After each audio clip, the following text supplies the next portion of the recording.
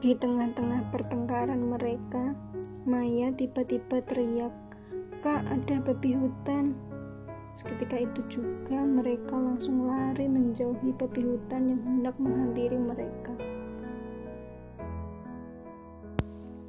Semuanya lari, jangan sampai ada yang terpisah dari rombongan, perintah Aji sebagai ketua kelompok. Di tengah pelarian mereka, ada 3 orang yang tertinggal di belakang. Sudah pasti tidak lain mereka adalah Aji, Putri, dan Dinda. Dinda yang paling akhir karena dia tidak jago berlari. "Aji, aku capek, kita istirahat dulu ya," ucap Putri kelelahan. "Nggak bisa, Put. Nanti babi hutannya semakin dekat," jawab Aji. "Tapi Ji, di belakang kita kayaknya tadi masih ada orang kan?"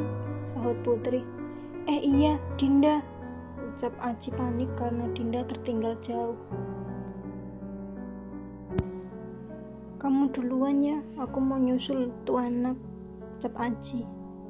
Di sisi lain, Dinda sedang berlari, namun dia tersandung batu dan jatuh. "Aduh, gimana nih? Kaki aku sakit," gumam Dinda. Tak lama kemudian datanglah Aji menyusul Dinda. "Ayo, lama banget, keburu ada babi," ucap Aji menghampiri Dinda. "Jangan istirahat di sini," lanjutnya. "Kak Aji," seru Dinda senang ketika melihat Aji datang. "Aku bukannya istirahat, Kak, tapi kakiku sakit," ucap Dinda sambil memegang kakinya. "Aduh, kenapa lagi sih?" ucap Aji kesal. "Tadi kesandung batu, jadi jatuh," jawab Dinda. "Hati-hati dong, coba sini aku lihat," ucap Aji sambil memeriksa kaki Dinda. "Ini sih kesleo," lanjutnya. "Bisa berdiri enggak?" tanyanya sambil mengulurkan tangannya. Dinda pun berusaha untuk berjalan, tapi saat dia mencoba menggerakkan kakinya, "Aduh, aku nggak bisa berdiri, Kak," ucap Dinda. "Apa boleh buat?" gumam Aji. "Sini naik ke punggung, aku gendong," ucap Aji berjongkok di depan Dinda. Dinda pun naik ke punggung Aji. Aji pun berusaha berlari agar babi itu tak mengejarnya. "Kamu tuh makan apa sih? Berat banget," gerutu Aji. "Aku udah diet kok, Kak," jawab Dinda.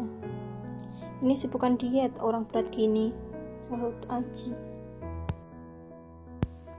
Sementara kelompok 3 sudah sampai ke tenda. "Aji sama Dinda mana, Put? Kok kamu sendiri?" tanya Hanif. Sambil bercucuran air mata, Putri menjelaskan, "Mereka masih di dalam hutan, tolongin mereka, Nif," jelas Putri. "Kita lapor ke Pak Bagus dulu, nanti biar dibantu cari. Ini pasti ada apa-apa," ucap Oki. Mereka pun akhirnya kembali menyusuri hutan bersama bapak-bapak guru. Mendengar hal ini, Pak Bagus pun menginstruksikan kepada seluruh siswa untuk tetap di tenda. "Pak, kami ikut ya," ucap kelompok 3 serta Nanda. Kepala sekolah pun melibatkan tim SAR untuk ikut membantu. Hari semakin gelap, akhirnya Aji dan Dinda memutuskan untuk istirahat. "Coba aja kamu gak bikin masalah kayak gini. Aku udah sampai tenda sama Putri tadi," ucap Aji mengawali obrolan. "Maaf, aku bikin Kak Aji susah," jawab Dinda.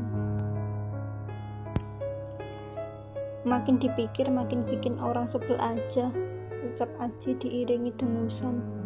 "Kalau Kak Aji mau pergi dulu gak apa-apa," ucap Dinda terisak-isak.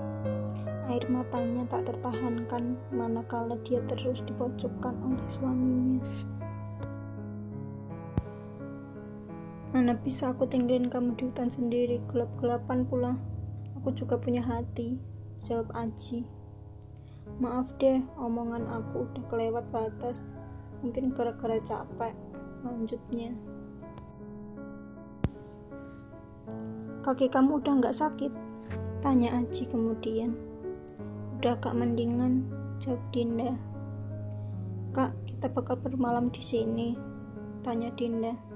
Iya, besok baru bisa lanjut, udah gelap soalnya, jalannya udah nggak kelihatan, jawab Aji.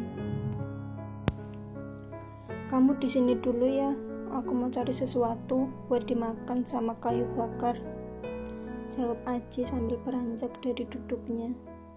Tapi Kak, aku takut, jawab Dinda. Ntar doang, ucap Aji meyakinkan Dinda. Akhirnya Aji pun pergi mencari sesuatu yang bisa mereka makan serta kayu bakar. Dinda yang tak sabar menunggu pun bergumam, Kak Aji kok lama ya perginya, gak balik-balik, aku takut, mana ada suara aneh, serem, gumamnya tak henti. Lama ya, ucap Aji mengagetkan Dinda yang terdiam dari tadi. Iya, Dinda takut tadi ada suara aneh, jawab Dinda mendekati Aji. Cuma suara serigala kok, jawab Aji sambil menaruh kayu bakar yang dia bawa. Nih, aku tadi nemu ubi sama tanaman obat buat ngobatin keseleo kamu, ucap Aji. Yang masak Kak Aji ya, aku gak bisa, jawab Dinda. Tinggal dibakar di atas kayu bakar aja, masa gak bisa, sahut Aji. Berbekal pengetahuan pramuka yang Aji dapat, Aji pun menyalakan api untuk membakar ubi. Kak Aji hebat bisa nyalain api tanpa korek api, kayak naga, sanjung Dinda yang takjub. Enak aja, dulu waktu ikut pramuka diajarin jadi bisa, jawab Aji datar. Mereka pun segera membakar ubi itu. Lama tak ada suara, akhirnya Dinda nyeletuk. Kak Aji tadi dapat dari mana? Tanya Dinda. Ya nyari lah, masa jatuh dari langit gitu aja, jawab Aji ketus. Penasaran dengan kelanjutan ceritanya? Jangan lewatkan part selanjutnya ya. Jangan lupa like dan subscribe.